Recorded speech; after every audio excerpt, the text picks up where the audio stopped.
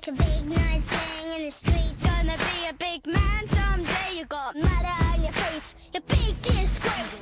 Kicking your can. Allez, les enfants sont à l'honneur dans cette revue du web, Laura. C'est les vacances. C'est les vacances. Ah oui. Et je n'avais pas encore fait une thématique enfant. Ah bon? Donc j'ai été inspirée par les vacances scolaires. Et par votre propre vécu, peut-être. Et un peu par mon propre vécu, par mon quotidien.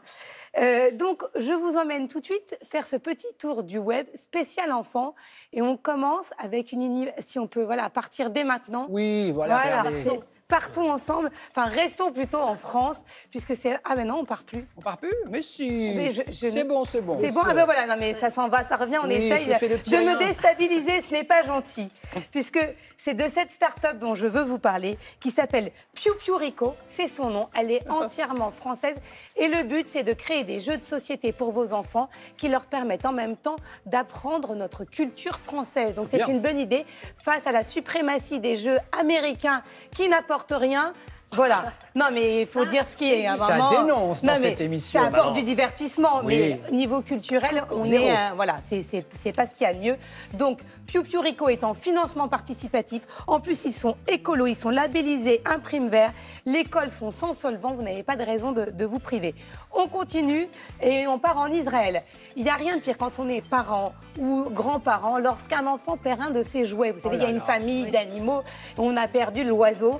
Que fait-on? Eh bien, grâce à cette start-up israélienne qui s'appelle Clone, qui vous permet, grâce à une application, de prendre en photo le jouet manquant, mais si vous ne l'avez plus, vous prenez le jouet d'une autre couleur et vous pouvez le reproduire avec une imprimante 3D accessible au grand public. Et tous ces jouets sont faits avec l'imprimante 3D et la technologie israélienne. Donc du coup, je ne sais pas si votre gamin il adore son jouet, peut-être le photographier en prévention. En prévention, exactement. Aussi. Et on continue direction.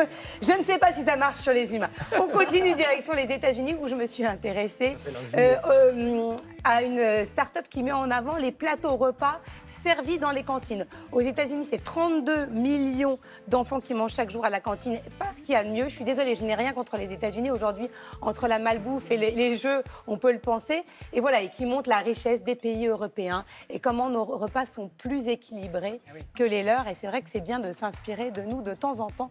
Là aussi. Quand c'est dans ce sens-là, c'est bien aussi. Hein, voilà, nous aussi, on peut donner de belles choses. Je veux. Et on revient en France, plus précisément à Nancy, avec une start-up qui sera présente au CES en janvier prochain. Ça s'appelle AirLab SAS. C'est une start-up qui va rassurer les parents. Ils ont mis au point une chaussette pour les nourrissons capable de détecter lorsque l'enfant ne bouge plus, que son pouls n'est plus normal, pour éviter la mort subite du nourrisson qui reste la cause première de mortalité chez l'enfant de 0 à 1 an. Tout ça est très très sérieux et sera présenté au CES. Et encore une fois, c'est français.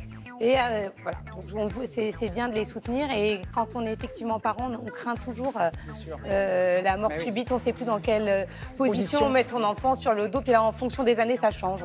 On vous dit le dos, le côté. Et on termine avec un petit compte Instagram très léger qui met en avant les enfants et les animaux, voilà, qui s'appelle Kids with Dogs. J'ai trouvé que c'était mignon. Oh, c'est trop choupinou, regardez-moi ça. Donc voilà, c'est ça, que des photos d'enfants avec des animaux. Avec des animaux. Avec des chiens. A priori, il y a beaucoup de chiens, mais il y a... Elle est géniale celle-là. J'adore. Ça s'appelle voilà, comment? Mais ne faites pas des photos pour poster là-dessus qui sont dangereuses. Hein. C'est juste voilà, pour vous inspirer. Ça s'appelle Kids and Dogs. Merci beaucoup. Et je terminais juste parce que le meilleur compte Instagram, c'est quand même celui de Télématin.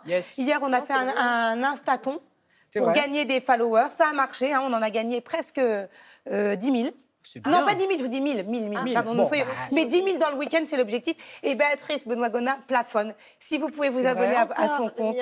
Enfin, si vous pouvez vous abonner à tous les comptes des chroniqueurs. Tous les membres de l'équipe, puisque comme c'est une famille, on prend des nouvelles, bien sûr. Et je vous promets que vous allez avoir des surprises dans le week-end. Chaque chroniqueur va se donner ce week-end sur son compte Instagram. C'est le mien, en fait. Je ne sais, oui, monsieur Romden, Patrice Romden va faire tomber la chemise.